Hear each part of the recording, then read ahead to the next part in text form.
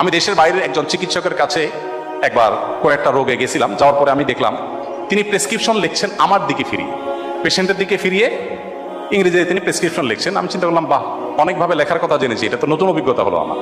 মানে আমি পেশেন্ট হিসাবে আমি যেন জিনিসটা বুঝতে পারি, লিখছেন আর আমাকে বুঝাই দিচ্ছেন। লেখার পরেও বুঝাই দিতে পারতেন, বাট তিনি এটা চেষ্টা করছেন এবং তার যে কসরতটা আমার খুব ভালো লাগে কাজ করলো। অনেক ডাক্তার প্রেসক্রিপশন লেখেন, রোগী ঢোকার পরপরই প্রেসক্রিপশন লেখা শুরু হয়ে যায় না, রোগী চিন্তা করবে, হায় হায় ডাক্তার সাহেব আমি ঢোকার আগে লেখা শুরু করে দিল। আপনার প্রতি তার অবক্তিটা সেখান থেকে শুরু হয়ে যাবে। আপনি যদি সেখান থেকে একটু সিরিয়াসনেসের সাথে, আন্তরিকতার সাথে তার কথা শুনে মনোযোগ দিয়ে শুনেন।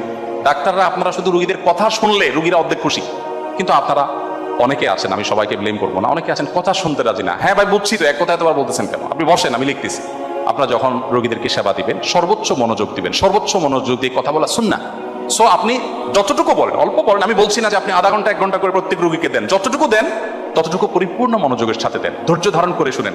অনেক ডাক্তার আমাদের দেশে আছেন, তাদের এই উদাহরণ আমাদের কাছে আছে, আমি আশা করবো আপনারা সেটা করবেন।